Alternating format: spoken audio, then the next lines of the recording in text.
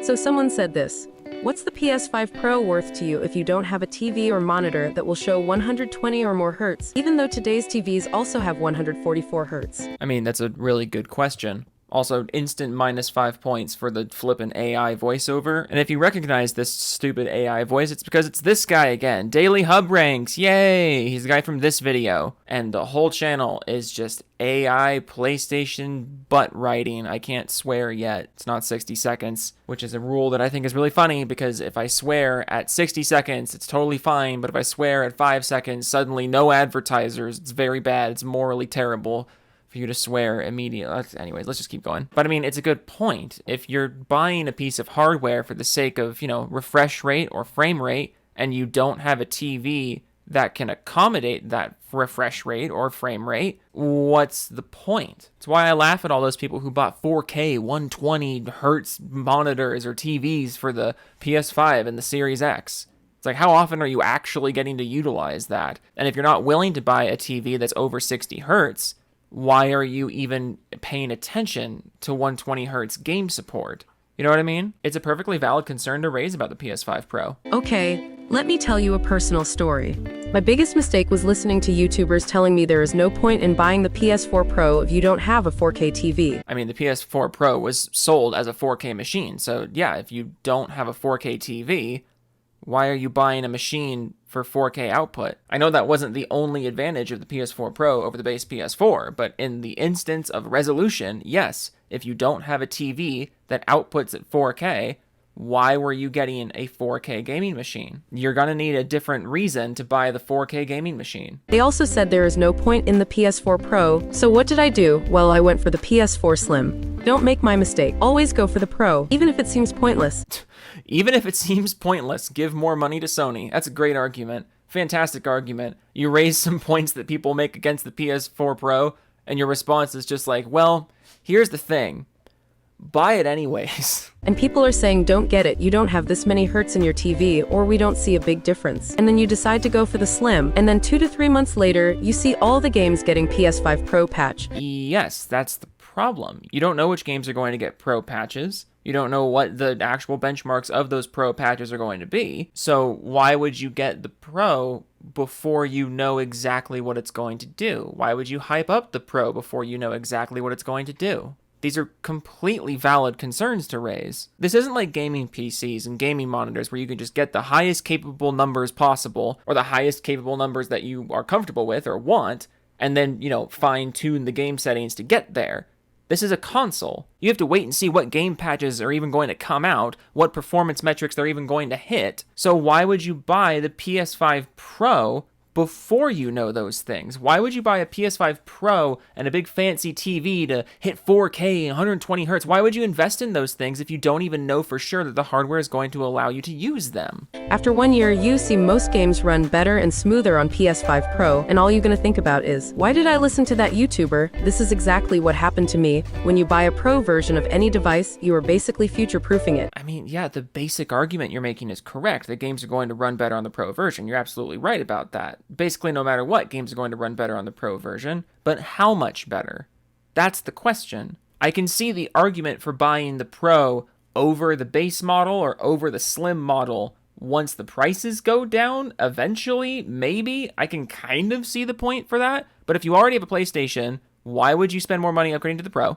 And if you actually care about hitting the highest performance metrics possible, if you actually cared about cranking frames, getting super nice graphics, why are you on a PlayStation at all? Get a PC. This is the thing about the Pro consoles that always confuses me. If you truly care about hitting the best metrics possible, just flip and get a PC. The console will never provide you with those things, which is why it's so strange when the console dudes promote these things as big selling points, because you're never going to have the biggest ones. Why are you so eager to buy this piece of hardware that will slightly improve your performance from garbage to less garbage? Just get a PC if performance is really what matters to you. Basically, I was traveling pretty often back then. All I had was a laptop and a small 1080p monitor. Everyone said there was no point in PS4 Pro. There were also not too many games that benefited from the Pro sticker. As months went by, more and more games were updated for PS4 Pro version. And the cherry on the top, a lot of them also ran at a 1080p smooth 60 FPS. Wait, So you got the PS4 Pro, and a lot of games ran at 1080p 60. You're trying to talk big about pro consoles, and your big zinger is that a lot of games ran at 1080 60. They couldn't even guarantee it. You're making the opposition's argument for them. God of War 2018 offers a 60 FPS performance mode on PS4 Pro, while the base PS4 is limited to 30 FPS, same for these games. God of War actually has a really good PC port, by the way. Like, if you're trying to play God of War at 60 FPS on PC, it's really not hard to do that. Shadow of the Tomb Raider, Battlefield 1, Doom, Doom Eternal, Metal Gear Solid 5 Middle-earth, Shadow of Mordor, Shadow of War, and these are just some of the games. Trust me when I say this, I was pretty bitter when I found out, and this was the moment that I unsubscribed from a lot of YouTubers and started doing my own research. So, a bunch of people said not to buy the PS4 Pro because you won't get the most out of the tech. And then you proceeded to get drip-fed some PS4 Pro updates for some games that sometimes got them to better performance metrics, or at least more modern performance metrics. And that was enough for you to be like, man, fuck these people. It sounds to me like those people were correct. I was stuck with 30 FPS lock, and yeah, it was pretty awesome to have PS4 Slim for the compatibility reasons. But honestly, the Pro wasn't that much bigger either. Wait, compatibility reasons? What? Why? So it could easily fit in my backpack. So guys, I'm telling you right now, if you already own a PS5 and you are more or less happy with it, you can wait out a few months or even a year before deciding to upgrade from PS5 to PS5 Pro. Wait, but you just said that being stuck at 30 FPS was a bad thing. Being stuck at lower performance was a bad thing. And now you're saying that people can wait to get the Pro? Can hold out on it? This is what I mean. If you really cared about not being locked at 30 FPS and not being capped at 30 FPS, get a PC. What are you doing on console in the first place? But if you're still stuck with a PS4 or PS4 Pro, and you need to make a decision this year between these two consoles, I'm telling you now, go for PS5 Pro. No, just get a PC. Just get a PC. Or actually, if you think like this guy, don't get a PC. We're closed. Sony always brings the biggest bangers and graphically intense games in the second half of a console lifecycle, so you'll need all the juice you can squeeze out of it. God, the coping from PlayStation guys is insane. Complete drought of first-party games while prices are going higher and higher. And you're like, don't worry, guys. Sony always brings the big guns in the second half of the generation. So why did you buy the PlayStation in the first half? If Sony always makes you wait for the big guns, why don't you make Sony wait for your money? Here's another one, bragging about his monitor. Bro, chill. We get it. You have a nice PC and a nice monitor, maybe even a 4080 or 3080. Nobody cares. It's not like you have a Lamborghini. So nobody cares about your nice gaming PC, but also everyone should care about my PS5 Pro. No one should care about what I'm doing with my PC, but everyone should care about my theoretical PS5 Pro metrics. That's cool. I like this. Do you see us PS5 owners running around in comment sections bragging about how comfortable our couch is and how big our 65-inch TV is? No, so chill. I do see you PlayStation guys bragging about what potentially might happen with the PlayStation 5 Pro. I mean, this is your list of uploads. So if you're gonna say that PlayStation dudes aren't bragging, I think you're wrong. It's just a PC. We also have PCs. I have a pretty strong rig, 2 monitors, and external drives. It's boring. Nobody cares about that. No one cares, but I'm going to make a whole video about how much I care. No one cares about your PC, but I'm making a whole video called Why PC Gamers Hate the PS5 Pro. No one cares. Nobody cares. This is so fun. This is an educational video for PS5 users on what TVs and accessories to buy to improve their PS5 experience. There's always a PC master race gamer who needs to remind everyone about their monitor or $200 mouse while we're chilling on the couch and enjoying an immersive PS5 exclusive. I love how console dudes are always complaining about PC guys bragging about how expensive their stuff is. Like, these PC guys are always bragging about how expensive their $200 mouse. It's like, I've never heard a single person brag about their fucking mouse. I've never heard a single person do that. Also, if you want to play games on your couch with your PC, just play games on the couch with your PC. It's not hard.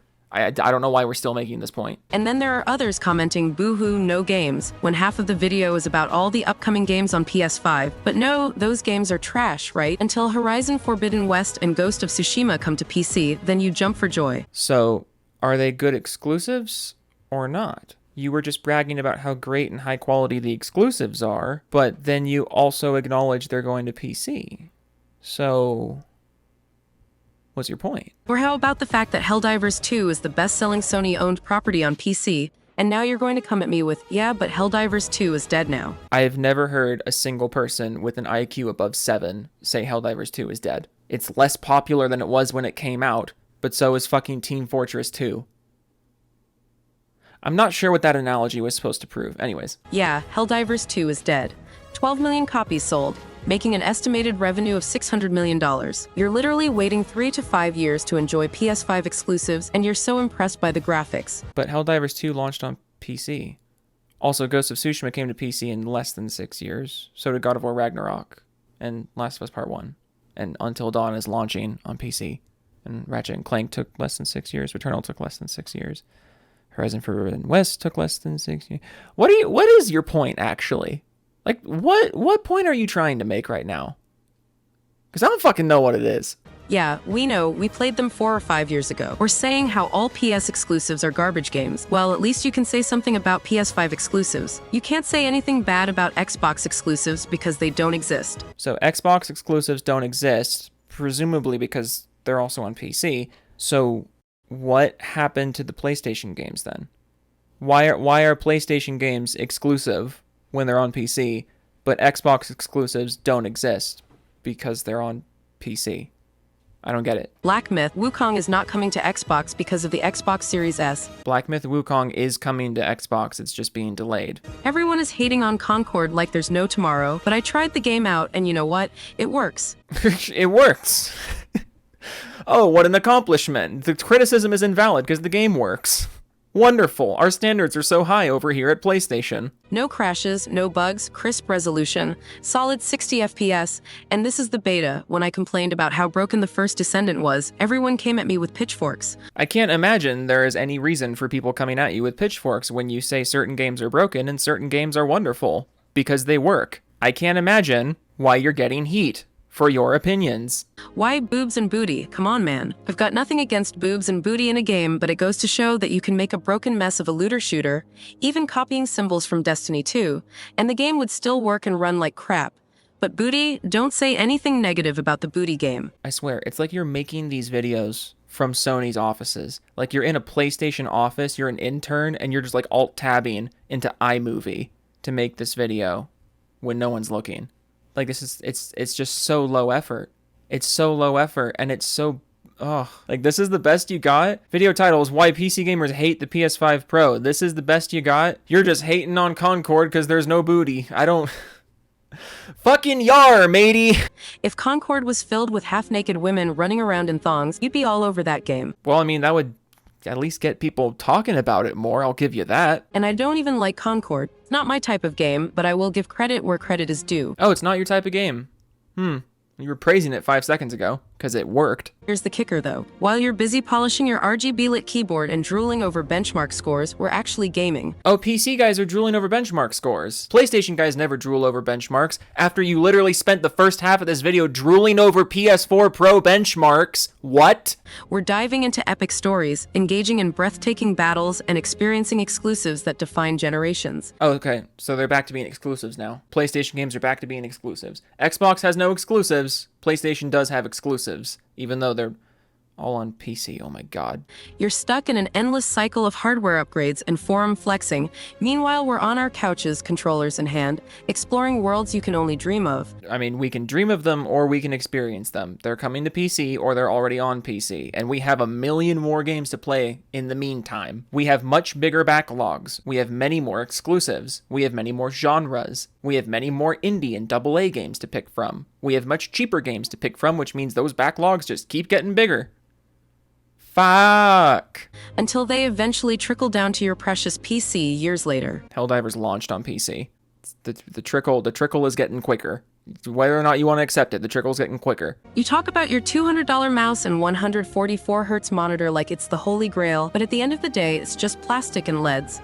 Nobody cares about the Christmas tree on your desk that consumes more electricity than 5 PS5s. Real gamers know it's about the experience, the immersion, and the moments that make you go wow.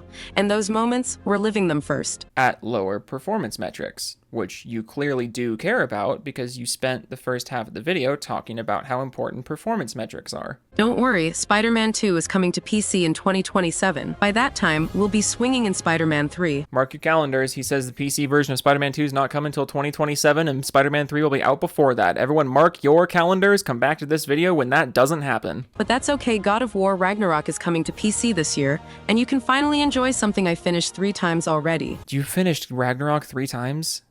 God, dude, fucking kudos to your patience. I can't even finish the 2018 game. It is fucking boring. And you know, I love PCs and PC gaming.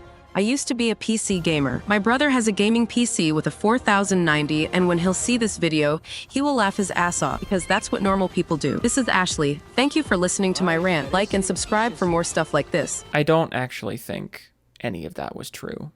But, this was fun, I guess. No, it wasn't. I hate this. Look, if you want the PS5 Pro, fucking at least wait until the price comes down or the price is revealed or benchmarks revealed. Do something to make an informed decision. Ugh, okay. Yeah, toodles.